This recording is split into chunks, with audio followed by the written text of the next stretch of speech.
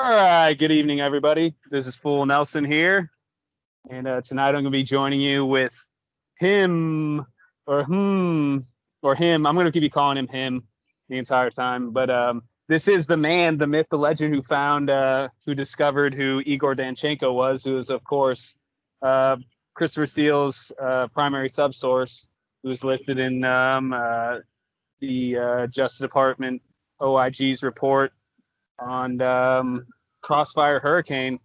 And just some background, the primary subsource was Christopher Steele's only source for all of its information. And this primary subsource had different sources in Russia, and that's where the Steele dossier came from. I'm bringing you on. Hey, how's it going? Good to chat with you. Doing well. Awesome. Is it okay if I call you him? Sure. No, that's perfect. All right. So, I mean, we're basically doing this little interview basically to for you to tell your story and how you came across Igor Danchenko and whatnot, and also to prove to the New York Times folk like Charlie Savage that you're not a Russian. Can you say definitively that you're not Russian? Very much not Russian. Very much American. And we haven't been coaching you on this American accent for the last month or so since you discovered it. Well, I think this has to be my natural accent. I can't imagine I could pull this off in a month. Yep, it seems pretty good. Also, the other thing they're wondering about is, are you in any agencies, any government agencies, whatever, where you could have came across this information? No, everything I used was open source, and in fact, the whole process is on that little blog I made, and you can follow the Twitter thread as well, and just see exactly which steps I took. Plug that blog real fast. Oh, it was, what is it? I found the PSS at Blogger. Blogspot. One of those. Yeah, exactly. Blogspot.com, something like that. Exactly. All right. Well, I mean, just a little bit of background. I guess me and Climate Audit, Stephen McIntyre and Hans Mahnke and Walkerfire have been trying to figure out this primary subsource of Chris Steele, because I think it's pretty important to the story. Who's kind of making up this lie of the Steele dossier? Is it Steele? Is it his subsources? Is it the primary subsource? Is it the primary subsources? Subsources? We're trying to figure out where the lies are coming from, because obviously the Steele dossier is fake. But so we've been working on this for a long time, and then all of a sudden we get this electronic communication sort of 302 type document of that actually interview that happened from January 24th through 26th. Is that right? I think 27th, but yeah, I think so. Okay. Yeah. And so we started putting the pieces together, and like, I guess Walkerfire started kind of where you take a redaction and you try to figure out how many letters are in that. And where you can have a first name that's like 4 letters and the last name that's 9 letters. And that happened to be the primary subsources redaction code, we'll call it. And we were looking through that, and what happened is that we were looking through that with this 4+9 redaction code, where there's a 4 letter first name and a 9 letter last name. And we were going through all this, and all of a sudden you pop out of nowhere and figure it out with Igor Danchenko, which is awesome. So I basically just tell your story on how this all went down. So where you started. Well, I mean, to start off with, I mean, I've followed you guys for a long time. I mean, not necessarily with this account on Twitter. I was just following. I never responded. Just watch what you guys were doing, because it's incredible what you guys do. Well, thanks. Yeah, no, it really is. That's the. I mean, there would have been obviously no way I would have ever found it without all of the information that was on that that's been gathered over weeks weeks, months, even possibly years that you guys set the table for everything there. And but it was interesting. So I also went to that one blog. Was it Jacob Applebaum? Is that it? Yeah. Yeah. The what is it called? Mechanics of Deception. And I'd seen that before. And as you know, I watched you guys try to figure out, who this PSS was. I was went back to that blog, and I'd been looking at a couple of people on there that were sort of minor characters in the Orbis world, I suppose. And who might they be? Okay, It was Kieran Porter was one, and Yep. then Chris Utechin. I don't really know how to say his name. And he was the other one. And I was really, the Chris Utechin sort of seemed like that would be, he was the one I was mostly focused on. I don't know, it just sounded kind of Russian-y for one thing. And Kieran Porter doesn't sound like somebody who's hanging out in Russia. Exactly. I felt like the PSS probably would be, I think they said in Russian. Yeah. Oh, I didn't know necessarily a Russian, but it would have, substantial connections in Russia. Everybody was hinting that it was a Russian because Devin Nunes would say it was a Russian, and Lindsey Graham would say it's a Russian, and I think even Horowitz would say that it was a Russian. So I feel like that kind of put us on our way. But go ahead, yeah. Yeah. So the part, and I actually kind of stumbled into that part. This was a few days before. It's on my Twitter timeline, some of the whole thing. But a few days before, I was looking at those guys because I actually, this is kind of interesting. It was the suggested search on Google, and I was looking up something else on. I think I typed in Orbis, and the suggested search on the side had Raytheon I don't remember the name of it, but some intelligence agency or intelligence company as a suggested search, and I thought that's weird, so I clicked it, and then I'll let you. Sorry, I just got my food. No worries. Keep going. Yeah. So, but they had this intelligence company, and when you went to look at the registration for it, had those two guys' names on it. And so I just thought that was kind of interesting. And they were connected with Orbis, and then turned around and started their own intelligence company. And I thought, well, that might be important. So I looked into that and started looking into them. And well, really mostly Chris. And then some interesting stuff. But it turned out that, none of it really matched the profile from the PSS interview. It just wasn't a fit at all. So, but that's what led to finding the PSS, was because I'd been looking at those two guys, and I thought, well, let me go check out their Twitter account.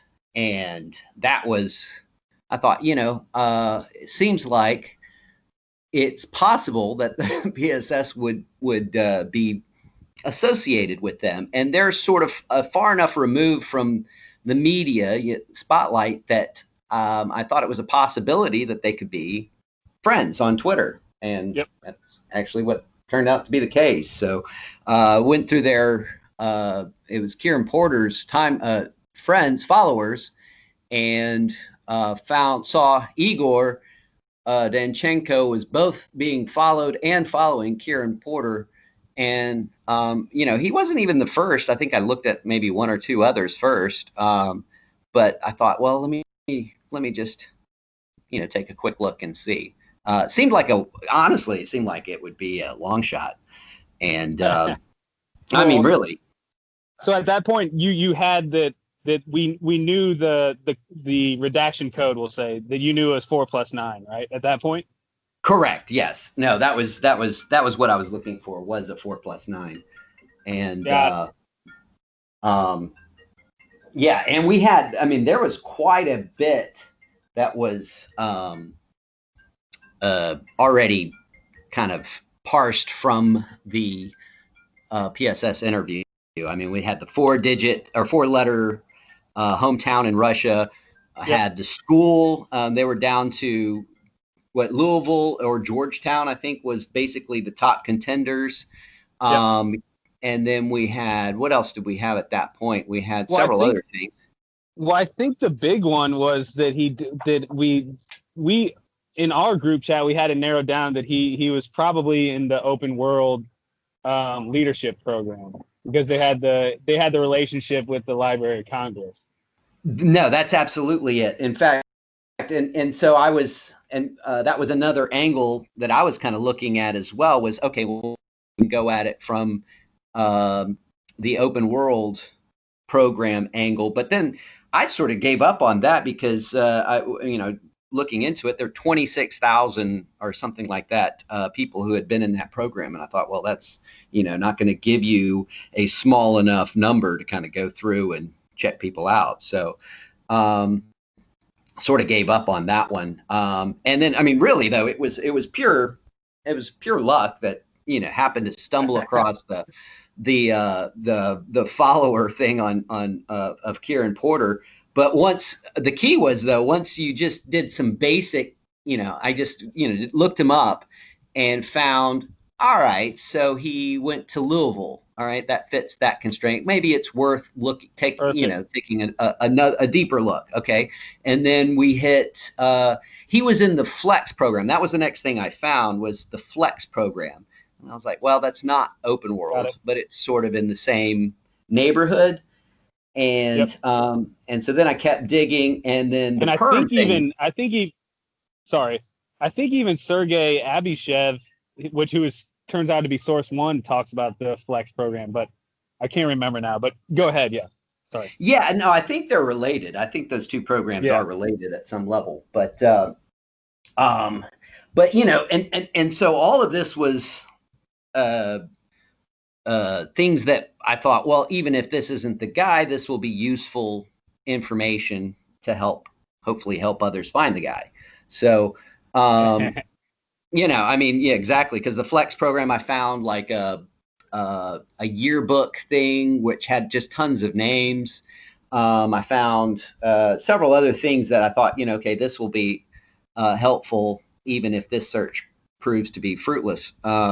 Which, I mean, that's the one thing is when you're looking. I mean, I've looked for other things before, and 99% of the time you find nothing. So, I mean, this is the only time I've actually found something.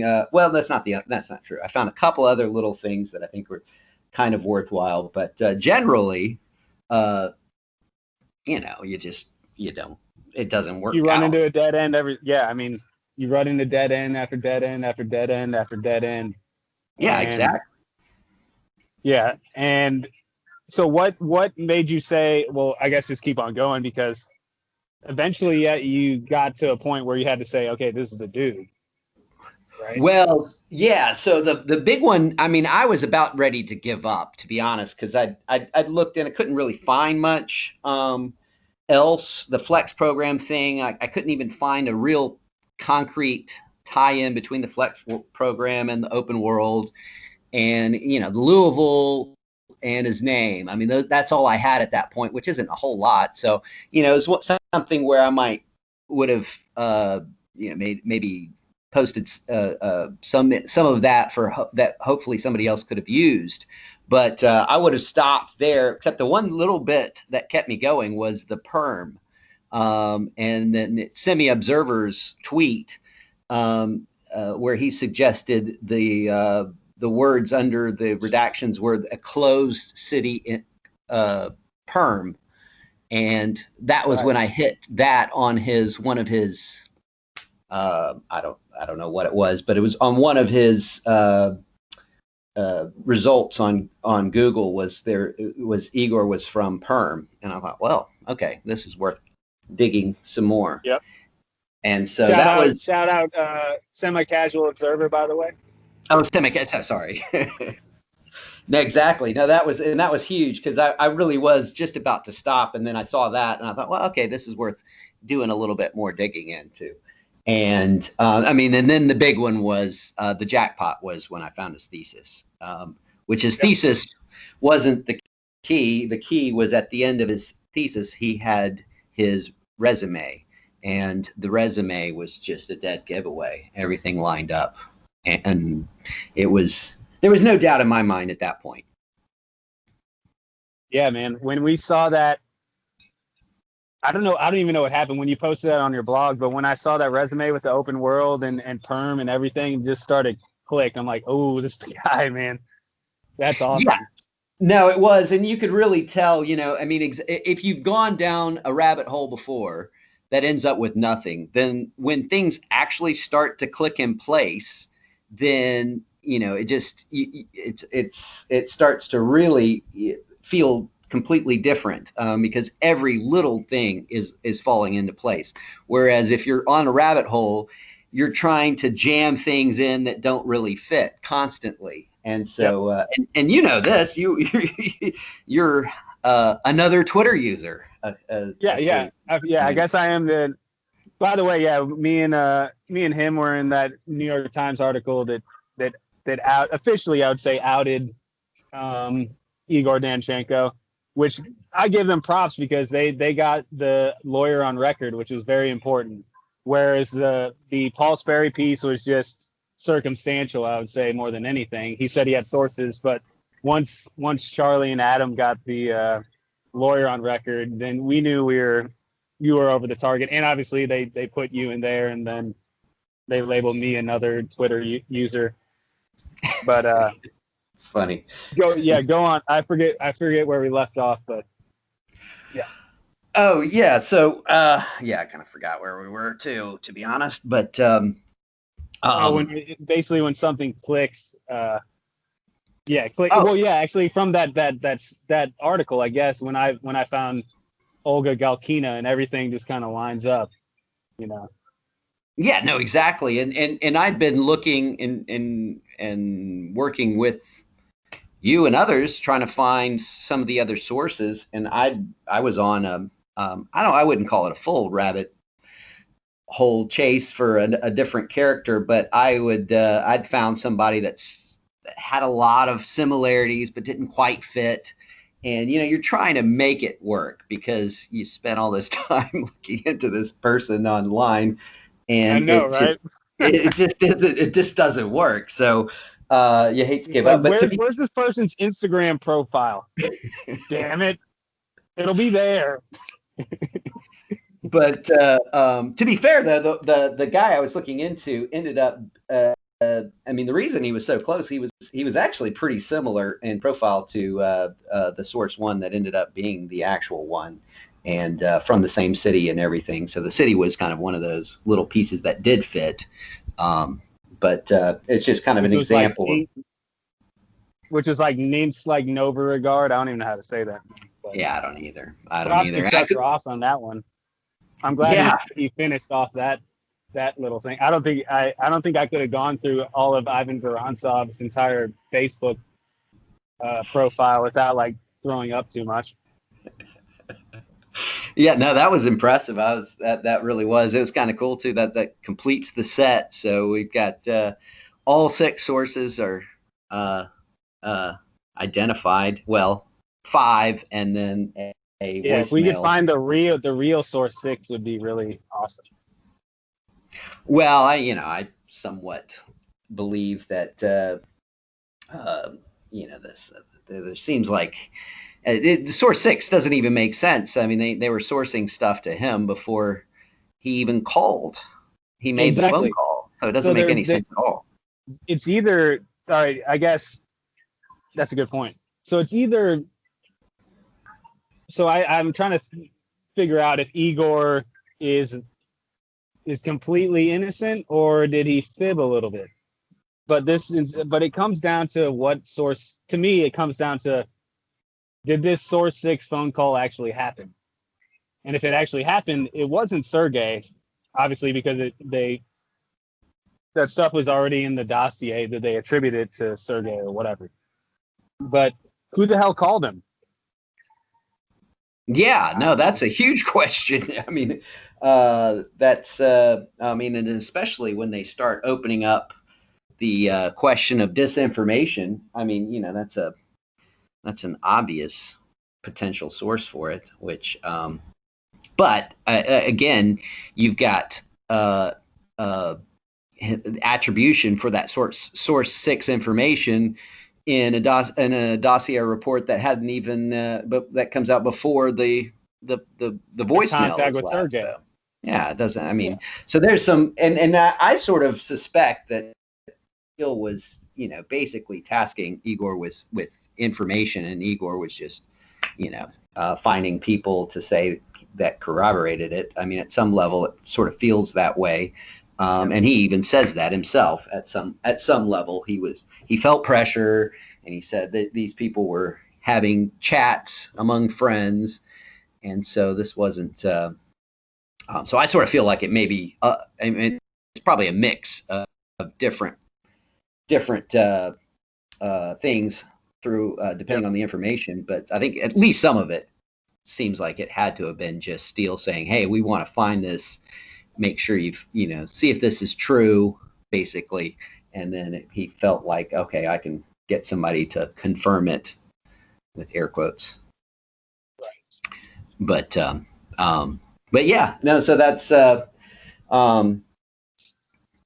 it really is. I mean, they worked so hard to keep this hidden. I mean, the odd thing to me too, though, is why did he still have his Twitter account up? It doesn't make any sense. I think he thought he was invincible. Like this is why I don't know, actually, because I don't know how many people are actually aware of what we're actually doing on Twitter.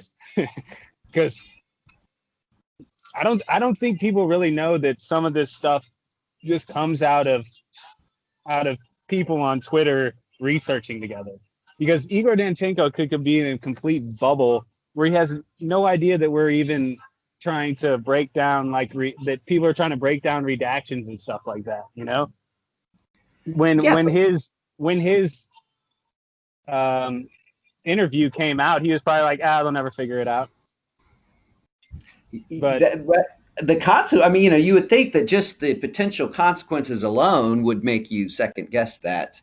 And then on top of that, of course, you have the idea that other people could have or should have been able to find him as well. I mean, that's the thing. I'm wondering who knew, because it seems like the sissy might have known that it was Igor.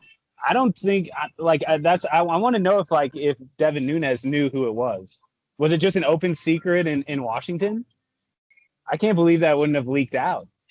I can't believe it wouldn't have leaked out as well. I don't think that many people knew. But I mean, you saw he's got Facebook friends who were jokingly calling him a spy, and and he addressed that, I think, at one point in the interview where he said, his friends, he did not tell his friends, but his friends would make jokes like that, actually. But I mean, if somebody had seen that, you might think, okay, let me go and look at this guy and see, okay, well, he's going to London, and that kind of lines up with what we know so far. And I guess maybe the number of people who are actually looking into this is pretty small.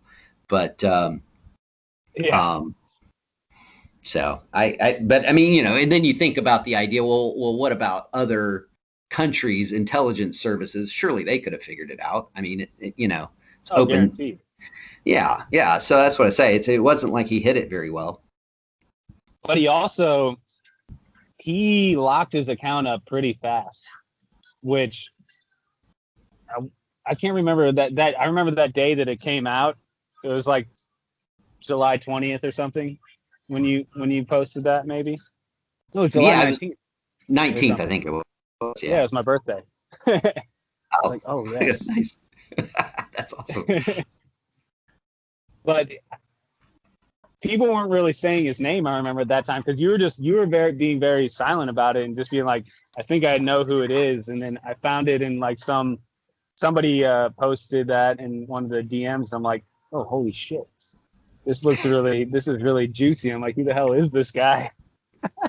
I'm like, who is this account that just popped up and whatever? and then found this out. I'm like, that's pretty good work right there. But the name wasn't really floating around, but he locked it up pretty fast. Yeah, well, it's actually, well, that was one of the reasons why I created the little mini blog. There was well, I didn't. I mean, the thing is I didn't really obviously have a plan for this because I didn't have any idea that I was going to find it. So I was just kind of coming up with an idea. And one of the things that I'd seen before is when something like this happens, they instantly scrub, lock their accounts down. And so I thought that maybe one way I could potentially give us a little more time would be, let me compile enough information where people can take me seriously. I mean, the big thing is none of you guys would have taken me seriously if I just popped out a name. I mean, no, I probably wouldn't have. No, exactly. I mean, we had no real history. And so I thought, okay, well, let me put everything together, compile it together, and show the process of how I found them. And then, so, you'll think, okay, well, he really did find them. And so that's what I did. And then the second thing, my goal with that was to keep his name off of Twitter. And I mean, I was actually thinking I should have tweeted this because it worked out to be so close. But in my head, I said, I think we've got 4 hours before he figures it out and locks his social media down. And it ended up being 3.5. It was right about there. So, it was a pretty good estimate on my part. I thought. You were completely right though, because if he locked it down, then he got rid of his Facebook. Like the only reason the other sources were outed because I was able to get to his Facebook and then go through his like pictures and just screen cap a bunch of people that were liking his posts and whatnot. That was very smart. Like I don't think, like if it was one of us who found it, we would.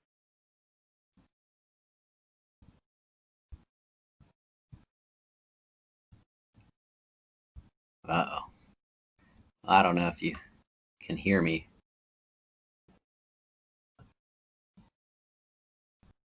Can you hear me?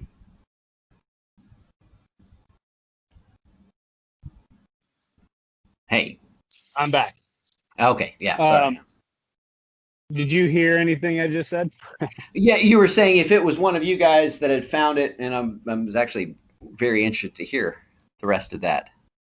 Oh yeah.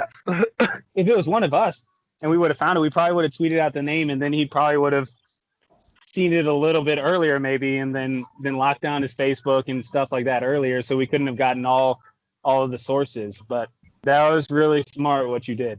I'm very thankful for that. Well, I'm trying to remember what it was. I've seen this happen one other time. That was in the back of my head, and I can't remember exactly where or what it was, the situation. But I saw it one other time where there was this little window before somebody figured out that their name had gotten out, and that was in the back of my mind when I went through it there, because there's a lot out there that I thought I'd seen most of what he had, but there was a lot more. I mean, a whole bunch more. And I didn't even think about some of these kind of lesser known social media sites or whatever. So it was good that we had that little bit of window there. Yeah, because he tracked like basically his entire movement on Foursquare, whatever app that is. Then he's all over VK and checking in everywhere. It's hilarious because in the Senate Intel brief with Priestap, he's saying that Steele and Danchenko practice very like sound intelligence craft or whatever. And we're all like bullshit. And then the sissy comes out and be like, they're like, these two practice very poor intelligence craft work. I'm like, bingo. Like what Priestap is, that's another story. But how could the FBI think they practiced good trade craft? It was awful. I mean, exactly. And everybody, I mean, anybody who wanted to know, if anybody had really wanted to know and had just a little bit to work off of, they could have found them all it as well. And I mean, you know, they were pretending like this was legitimate. It just boggles the mind. It really does. Yeah. Yeah, it's insane. But I mean, you know, and I sort of really, it just is from his for him and his friends' standpoint. I mean, if they are who they, you know, appear to be, which is, you know, it seems like they would be putting themselves in quite a bit of potential danger, even. You know, I really don't think so. I don't think Russia gives a shit about what they were saying. They're probably just laughing. They're like, I can't believe America fell for this crap. Like oh, it absolutely. doesn't. It does. I mean, it hurts them because Trump was elected, and it ruined a diplomatic relationship we could have had, or and further relations. But at the same time, they're just laughing at this steel crap, and it's just ridiculous. Oh, it is. I mean, it's unreal. And then, yeah, no, I mean, it was funny even in the beginning. I mean, it was RT that came out with that article that was like, "Is he a Yeah. spy?" Which I, you know, at that point, Well, wait, actually, let's spin to the Times article. So, what are your thoughts? Or on did you think that was coming? That you were going to wake up on a Saturday morning and then you'd be in the New York Times? no, I mean that one just sort of came out of the blue, and I mean it's just the framing of it though was just like the name Igor Danchenko was a minor part of the story, just as insane. I mean that was obviously the biggest, should have been the biggest part of the story, and it was framed as, you know, Twitter users attack.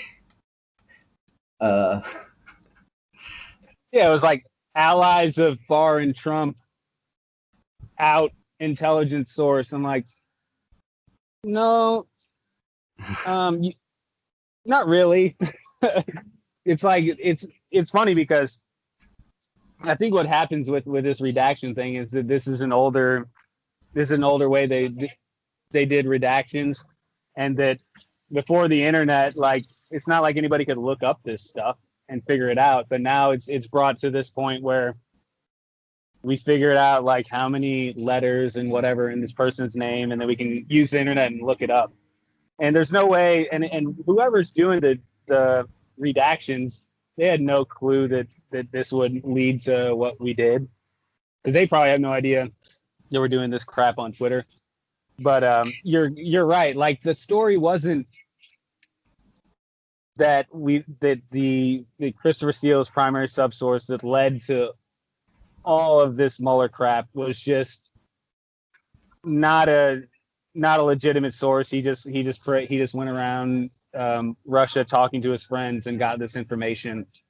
And that's not the story. The story is that the redaction process led to him being outed, which I think is kind of stupid. But I was pretty much expecting what happened. But I'm just all I care about is really that the information gets out there. I don't care about the spin really. But yeah, I mean, well, at some point, I mean, the spin becomes important to. Uh,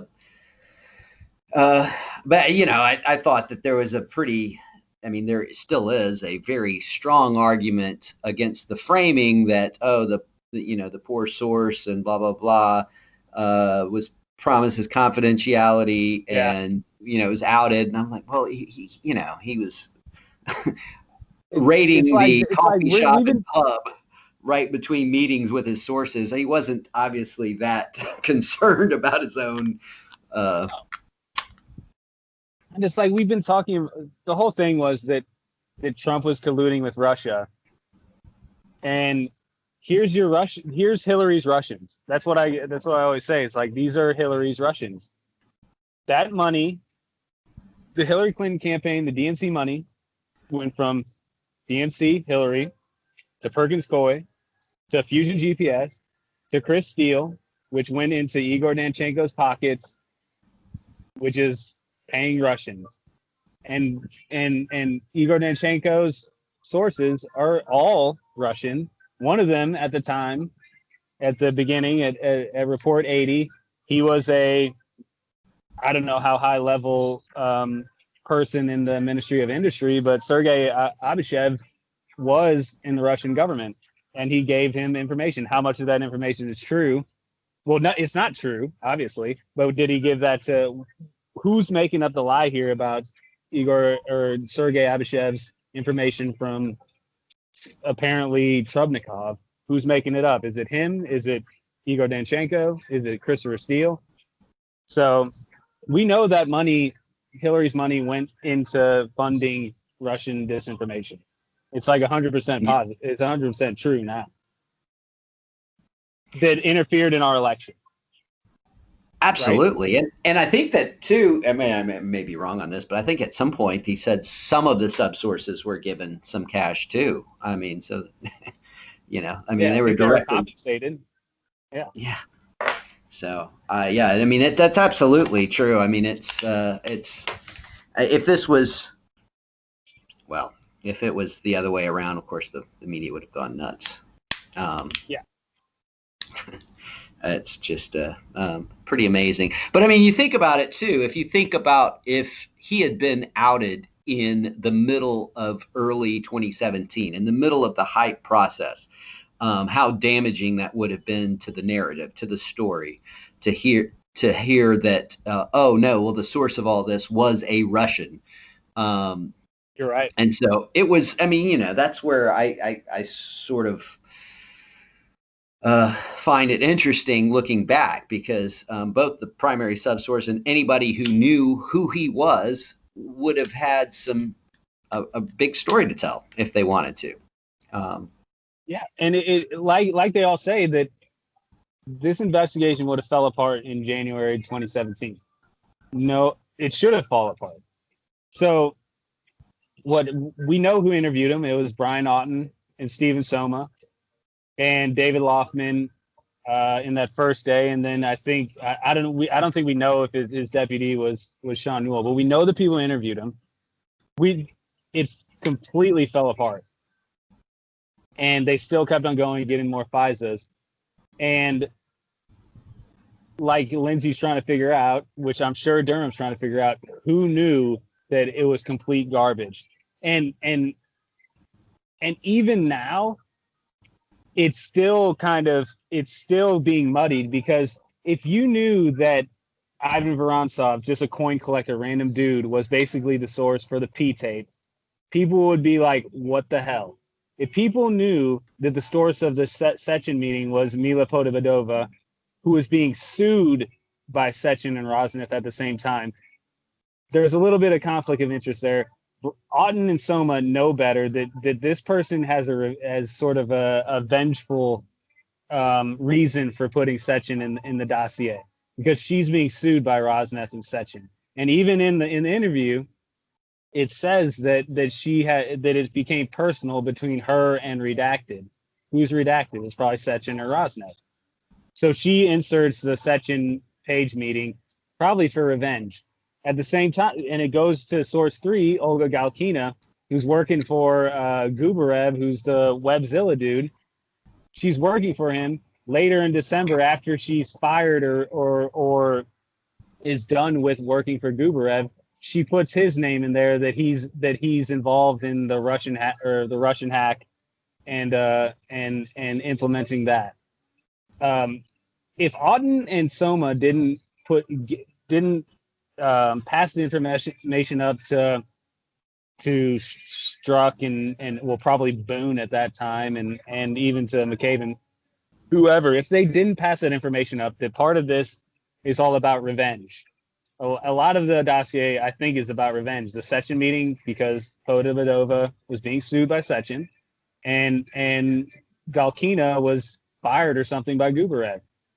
If they didn't pass that up, then that is completely ridiculous. And now, and we still, the thing is, it's still not reported on. I'm the only person saying this stuff right now. It's me and you talking about it. It was barely in the New York Times article. The Mila Podavadova stuff, nobody's reported on that. but it's clear that part of the dossier, it seems like it's probably revenge. And those idiots, if they didn't say there's something wrong with the dossier and then kept on going, it's it's worse than I thought it was going to be. Because when I thought the primary subsource interview that came out, they might have some type of legitimacy going on, but it's it's it's like high school. I don't know how to describe it, but No, it's that's well, my and rant. no, I agree. I just think I think it potentially is going to be even worse than that. Personally, I think that there was I don't know. I think that there's some interesting coincidences in the dossier, the timing of different parts of the dossier, where Yep. it seems like it almost seems like it was, and it may not be, it may be in order to fool the FBI and not in coordination with the FBI, but yeah, I think it was a lot of fabricating going on, and that kind of goes back to my point before, where how much was Steele telling Igor, we need to find information about this, and kind of suggesting it as opposed to, I mean, if you're finding information, then the information just is, and you go and find it. But if you're saying, I want to find, a particular thing, that's you unless it happens to be true, then you would. Uh, I don't know what I'm trying to say, but my point is that it feels like Yeah. Steele was sort of directing, "Hey, this is what we want to Yeah. I find," mean, and then he's Igor was whispering this into his ear. He's saying, "I've heard this is happening. Why don't you go figure out if it happened?" And if he tells some random Russian, they might say, "Oh yeah, maybe yeah, I heard about that." well, especially if you're going to pay them if they say they Yeah, if heard you pay it, yeah. about it. I mean, if you didn't hear about it, you don't get paid. I mean, or it just yeah, it seems like a very poor way to collect information. I mean, I have no idea. I have no experience with that, but it just seems obvious from logic. Yeah, I And mean, like Stephen McIntyre like says all the time that Steele that most of it was an office job. That Steele crafted most of it in London, which I think is probably right. I don't know how much he told Danchenko to go figure out if it's true, but if Danchenko came back and said, "This is what I found," Steele was like, "Oh, I'll add a little bit more on that." And what's interesting is that like we thought originally that Yuri Spets could be the primary subsource, but he was interviewed by like Gordon, one of these outlets in Ukraine, and he said on January 25th, 2017, he goes, "It looks like it was just a piece of intelligence that was created in the office, that nobody left the office and they just made it completely up." And that's the most right Yuri Spets has ever been, because he's a complete propaganda artist on everything else. But when he read the dossier, he said that that was an office job.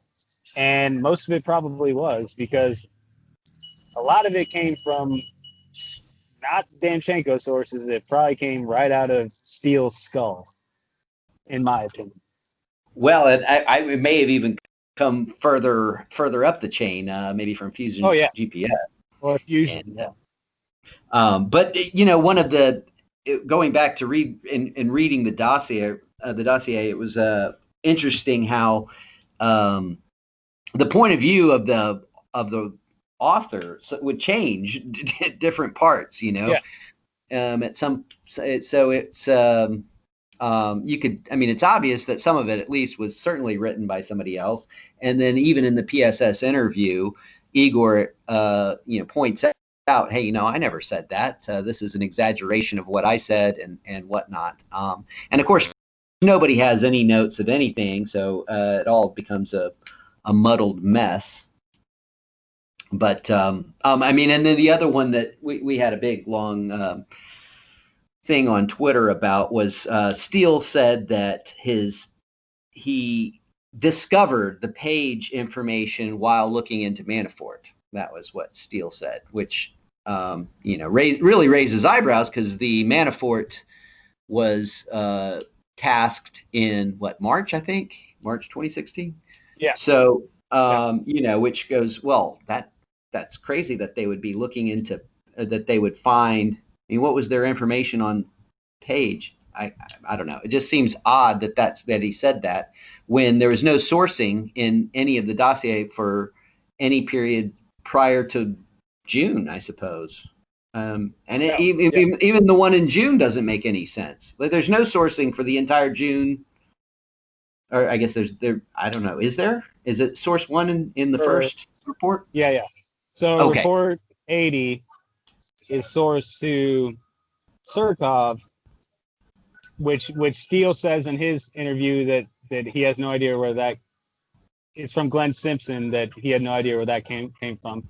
But then it's also to Trubnikov, which it should be through source one. And then there's some to Surge too in the first one as well, which is odd. That's the oddball, right? Yeah. So the P tape is in the first one, right? Yes. Yeah. So they say that's to. Actually, I don't think. No, I'm getting confused. I'm confused. It should be source D. Source D and E should be in that first one, I think. So yeah. So they say that source D and E is Sergey, but it's actually the source D is associate of Ivan Vorontsov.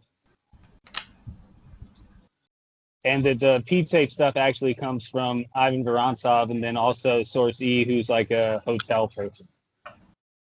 So like somebody that worked at the Ritz. So Sergey's not in. They just attribute it to Sergey, but he's not actually in the first report. So it's just fabrication. Where Surkov, like Steele even says that's ridiculous. Trubnikov could be an associate out of Abishev. I know Chuck Ross tried to figure that out, but Abishev cut off all communication with him, and the rest was through Vorontsov associates or whatever. It is. It gets really hard to track. It's amazing what you can come up with without notes. You're impressive there. Well, I have a photographic memory, so I'm trying to read it out of my head right now, that first one, because I can see like the source A and B in that first paragraph. And then I'm getting a little bit. Source C was some other government official who I have no idea who it is. But yeah. Well, that all came from a meeting with Abishev and Vorontsov in either, it might have been St. Petersburg, where they met at that economic forum that Sergei Milyan was at, apparently. Yeah, so that was in June. That was in mid-June, right? So that was the first. And so that's where I'm going with this. It was like, that would be, I mean, where else would they have heard? We have we still don't have any information about where did you stumble upon this page information that you found while you were tasked looking into Manafort? That was right. An unexplained little thing there. And so I think actually roundabout we ended up concluding, at least in that particular Twitter thread, that it was probably just made up by Steele to make his sourcing seem less like it was tasked by Fusion and more like, oh, we just stumbled upon this Carter Page information. We weren't looking for it. We just happened upon it, which doesn't seem like that's true. But in the end, though, the one little bit I would add, though, is I'd always been quite fascinated by the Rosneft part of, and that I know the full details don't come till later in the fall, but I mean, that's it's a massive company, and a 20% sale would be it was a massive, I mean, it actually happened. So we know it was a massive deal. And the idea that somehow they could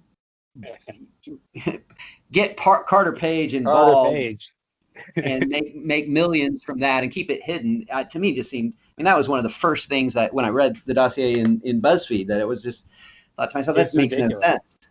Well, and then on top of that, I mean, all right, you'd have to believe that both Carter Page and the Russians would say, okay, we can pull this off where we give you all this hundreds of millions of dollars and it stays hidden and nobody ever knows, because that would have been really bad for either side if it got discovered. And then on the flip side, the Russians and Carter Page have to believe to end sanctions or fill his end of the bargain, which to me seems far-fetched as well. I mean, he was an unknown. I mean, I mean, had you ever heard of him before? He popped up. No, I mean, and then to assume that, okay, well, he Trump's has never the met him. power. I mean, well, how in the world would he have the Still, power? I still can't believe they've never met. Yeah, that is You interesting. think, I think Trump has a little grudge. Like, I can't believe this guy cost me so much, so much of my life. Like, not on purpose, but it cost him a lot. But Yeah, no, unbelievable. it really is. And then, but it never made any sense to me. But if you follow that transaction, though, I mean, one of the couple of things that are interesting about it is Steele. I posted this on Twitter. That 2018 article put out by Luke Harding. Steele puts out his narrative, his version of events, and he really hangs his hat on the idea that we found out about that 20% of Rosneft's sale. That was good intelligence. And to be fair, that's true. It wasn't public. And that was, I guess, if there is any sort of real intelligence of any kind in the dossier, that would be it. And Yeah, so I'm trying to think. I think Mila Podebedova might have actually put an article out about that in Russian. So in 2016, I'll have to go back and look. but I it mean, might it have been. was. Yeah, I mean, it wasn't that somebody wouldn't have stumbled upon it eventually. I mean, if you're making, and this is the part where the Carter Page thing be ridiculous. If you're making a $20 billion deal, there's so many people involved, eventually it'll leak. I mean, logically, I mean, I've never been involved with a $20 billion deal, so I don't know that for a fact, but I would assume that maybe one day, maybe one day, we'll capitalize on this citizen journalist stuff, and we'll be making $20 billion deals, maybe. Yeah, I mean, it just doesn't seem like something that happens in a back room with a handshake. It seems like there's going to be some people involved, and somebody's like going to some lawyers or something. I don't know. Exactly. So, I mean, that none of it made any sense. But going back and looking at it, that deal apparently came in the works in late May. And so when Steele found out in June, that sounds about right. That would be probably about the time where people were starting to leak it, and then, like you say, if she had a newspaper article about it, then that was. But the other interesting thing that when I go back and read analysis of the deal, other people's analysis that actually would know, it was a big deal for the Russians. I mean, this deal helped legitimize the idea that the sanctions weren't hurting them and people could still invest in Russia and all of that. So that, my initial impression reading the dossier in January 2017 was, okay, that's weird, doesn't make any sense, but I never paid that much attention to it. But the more you look into that, was a big, that little Page's involvement in that little bit, as it was asserted in the dossier, is a big deal, I think. Maybe has some potential importance. Yeah, which I don't even know if we even know who actually bought, like Cutter or somebody. Yeah, so that they ended up, but there's the in between is where it's really fascinating. That CEFC it's a think tank of all things. Was, and there's still some weird reporting on it because some people said it was, I think the overall stake that was being sold was around 20 billion, and the two partners were 9.9 billion a piece or something like that. But then other people are reporting that the Chinese company was going to buy 14.5% instead of 9.9%. So I don't Yes. know. I mean, it's just weird that even now that the uh, that whole deal was very um, I don't know, poorly. I mean, not. I don't know. It just seemed like the straight story never really fully came out because you still have, if you go back and look at articles, even the Well, it main wasn't numbers don't Carter line up. Page wasn't involved, so nobody cared.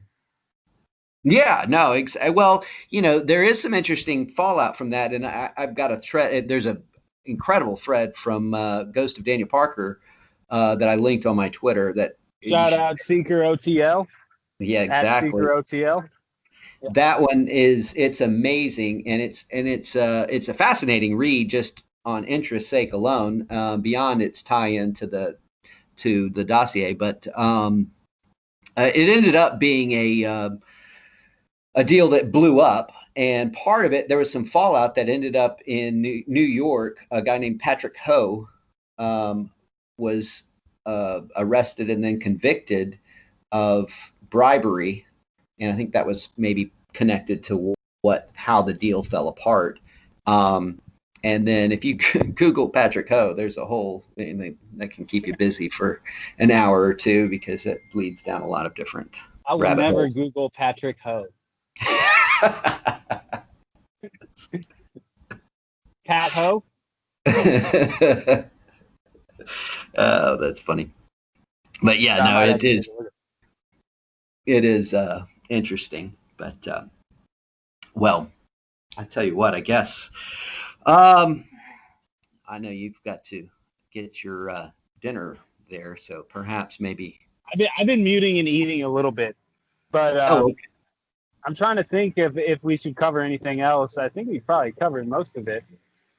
So, like, what do you think is what is the importance of finding the primary subsource? I feel like when we started down this path, I'm like, we need to figure out who this person was. Who is this Russian spreading this disinformation throughout? I mean, it it caused a lot of problems in the U.S., in my opinion. So, do Yeah, you well, think that? Do you think what is the what is the consequence of this? I guess. I think there's several things. I mean, and just to add on to what you said before, I mean, I remember questioning the narrative in January 2017, and you would get accused of being, I mean, you still do to a limited degree, but less so now. But you'd get accused of being a Russian bot, a spy, Mhm. a traitor, all of this, and so and all of that was magnified by both the media and then what really, I mean, just sticks out to me is you had some very senior people that were egging this along, and you're encouraging fellow citizens to call each other traitor and all of that, and it's and so much of it was based on lies. It's unreal thinking back on it. But anyway, as far as the Well, PSS goes, even thinking back on it, like it's still a huge problem. Like people I love and people I know are still just like their brains are just melted from this Russian like hoax thing. yeah, It's that's if it's most people don't follow. I mean, obviously, 99.999% of the world isn't you know wouldn't have a clue about what we're talking about here because most people don't follow it. I mean, it's confusing story, and I mean that's where this ties into what happens next or what's the result of this story. Not, I mean, so far not a lot because the media impact of it is minimal because it's just too. I mean, obviously there's way bigger stories going at the moment as well, but his name, it just doesn't mean much. The story's too hard to follow. It's not a story that you can um, your average person is not going to pay attention long enough to fully kind of get what's happening and what happened because it's so complicated and hard to explain. So, um, in my opinion, I mean, that's just from it is. talking. It sucks. It Yeah, sucks. no, and It's like this. Like I talk to people. I'm like this. Like if I could just say like this stuff that you believe came from this bisexual coin collector in Moscow, and they'd probably be like, what?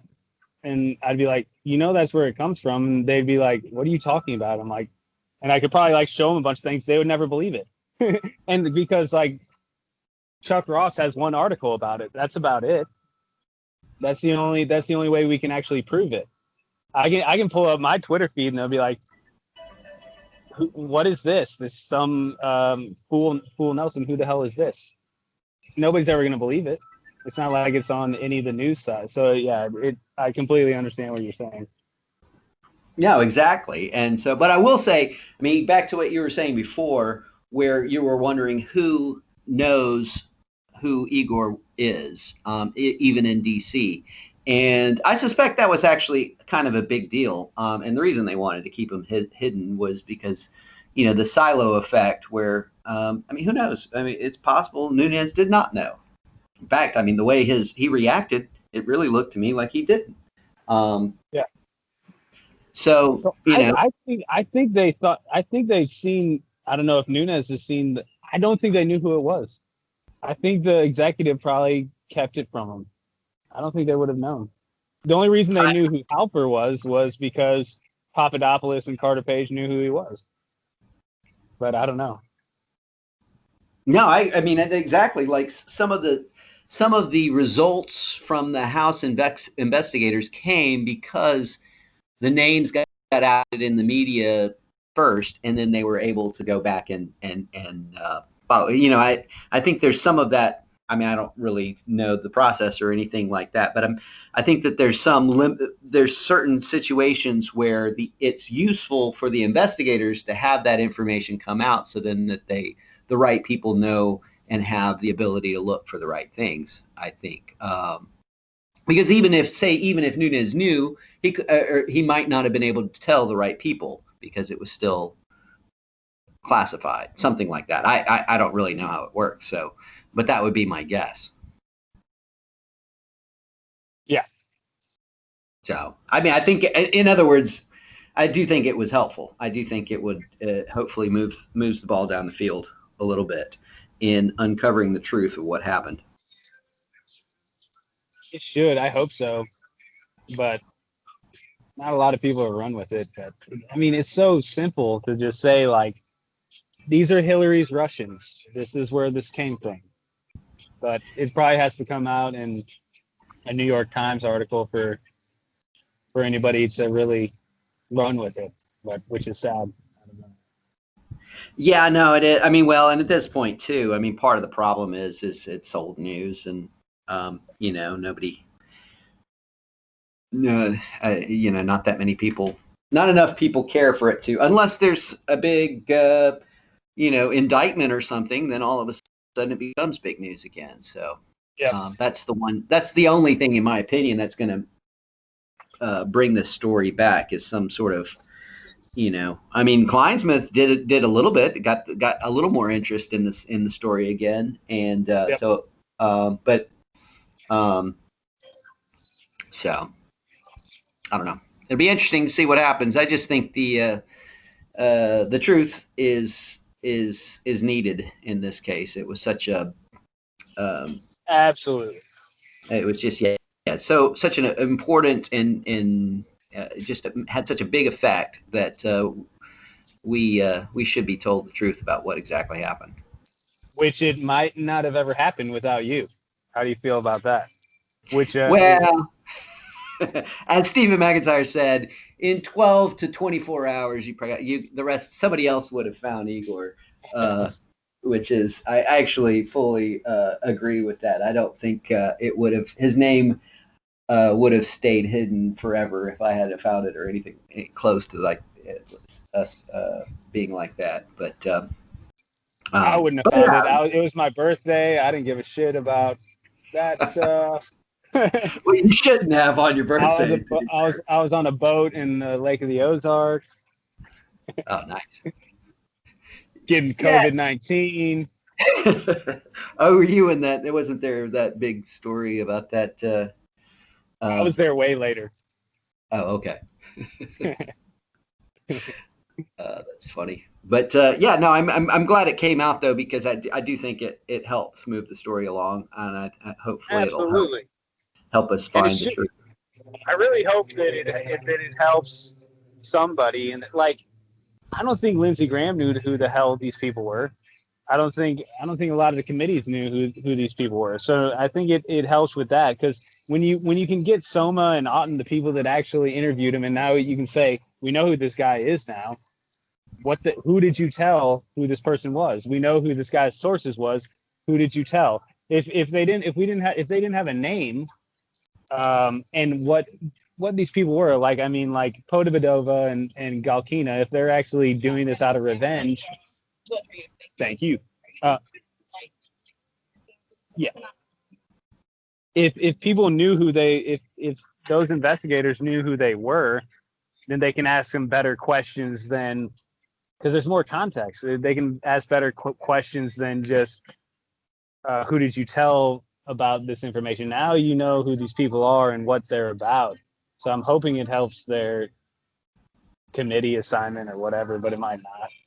I'm assuming Durham would know who all these people are, like, because that's on the DOJ side and FBI side. So, Well, but then you've got the two. I mean, even on I think you saw a real difference on the Senate panel. I mean, and even in the media, there's no more defending the second renewals. I mean, I know that yeah, the FISA court's already declared them invalid, so it wasn't like there were a whole lot of people making a great defense for them anyway. But there's still this kind of rumbling. Well, nothing's really wrong. They weren't really bad. Or at least kind of a lack of an acknowledgement that, hey, two of these have already been ruled invalid. And so I think now you've got this, and I've started to see this coalescing around a narrative that, anything that happened on the Igor Danchenko interview, that was the start of when things went wrong, and yeah. I don't believe that's true, but now there's very little defense of it left for those who were originally trying to defend it. So, Well, there's not even defense of really any of the FISAs anymore. Sally Yates was like, I wasn't going to sign the first renewal, etc. Well, there's no open condemnation of it either. Yeah. Everybody's sort of kind of rallied around this. Oh, well, the third and fourth renewal or whatever, the last two FISAs are a problem, and sort of unsaid is, well, the first ones are still okay, and so there's nothing illegal before that, which I just don't believe. I mean, if they were garbage, that's going to come out. If they were garbage in January, they were garbage in October. I mean, yep. It's they were equally as garbage, and they should have known. I just, but I think there's more to it than that even. So I think we've still got hopefully some more truth that can get uncovered out there. So there has to be so much more, and I'm looking forward to it. As am I. Well, I tell you what, I better go here, but certainly enjoyed it. Yeah, I was going to say, anything more to add, or? I think that's about it. Yeah, sorry. I mean, a Periscope would have been a much better venue where there could be some, other people chatting in, but unfortunately couldn't get that to work there. But I might still be able to try to get it to work in the future. Let me try to see if I can figure it out. But, sure. But I'm glad we had this chance to have a conversation. This was fun. Absolutely. Well, yeah. Like you said, anytime if you want to chat on my Periscope or anything else, and I just want to say I feel like you've done a great service to our country, to be honest. Like Steve said, maybe somebody would have figured it out, but I'm glad you figured it out, because I didn't want to actually try to put that much work in. Well, like I said, I think you did Source 2 and contributed heavily on several others. So I think you guys actually pull in, do the heavy lifting, and I'll put you in the group. But the group does an amazing job. It really is incredible. It's a hive mind out there because the media won't do it. Exactly. And so it's and that's honestly, that was one of the things I wanted to kind of do in my little blog, was just to highlight that, hey, this happens. Most people don't really realize that this is happening in Twitter, where people are, I mean, it's really cool. That's what I say. I've watched you guys for a long time. It's really fun to watch, even if you're not joining in. But I think it's great that people join in. I think more people should. Oh, absolutely, because it's interesting. I don't think, because people come in and they're like, I can't believe this stuff is just happening here. I'm like, it's unfortunate it has to happen here, but that's the case, and people learn and whatnot, and it's very cooperative. Like, people will say like that it's competitive, and I'm like, it is sort of a competitive, but it's not like we're competing really too much against each other. It's more against the media. Yeah. But it's nice having these minds that we kick information back and forth and whatnot. But again, you're the man. You've done a great service, and I think Chris Steele has to hate you, and Chris Steele deserves an indictment, and I'll take that to the grave. Well, I'll have to say, if he does dislike me, I think I would feel good about that, to be honest. So yeah, you should. Exactly. That's funny. Well, thanks, Tim. We'll probably talk again, and I just wanted to say that Charlie, this is a real American, non-government official, and he's just doing his patriotic duty, in my opinion. That's exactly right. As are you. So I appreciate it as well. Hey, I didn't release any of my information, so I never said if I was government or Russian. I'm not government or Russian, guys, by the way. I'm just a fool. I'm just a lowly fool. Yeah. I think we've all figured out that's not true. But got to be humble. That's right. Because we all basically know nothing. I still, Durham knows more than me. Hopefully he does. Yeah, let's hope. Hopefully we all get to find out the truth. Yes. All right, man. Well, have a good night. Get back to doing whatever you're doing. Maybe check out the RNC or whatever. I'm a Democrat, so I'm not checking that out. Oh, right on. Well, I'm just kidding. I'm not a Democrat. I was really shocked by that. Actually, no. I'm a Democrat. Okay. Trump Really? 2020, baby. No, I'm not. I'm an independent, actually. So I didn't vote last time, so it's gonna be my first time voting for Trump. So there you go. One more. I did in the election. I didn't in the primary, though. I actually got converted, joined the Trump train after the primaries. But well, at least you joined.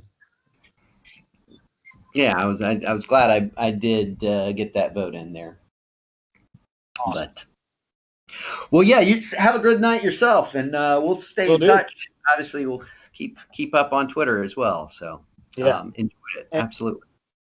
And yeah, don't delete that account. It's a historic one. Here we go. We'll do. All right, him. All I'll right. talk to you later. Sounds good. Have a good night. All right, see you, man. Bye.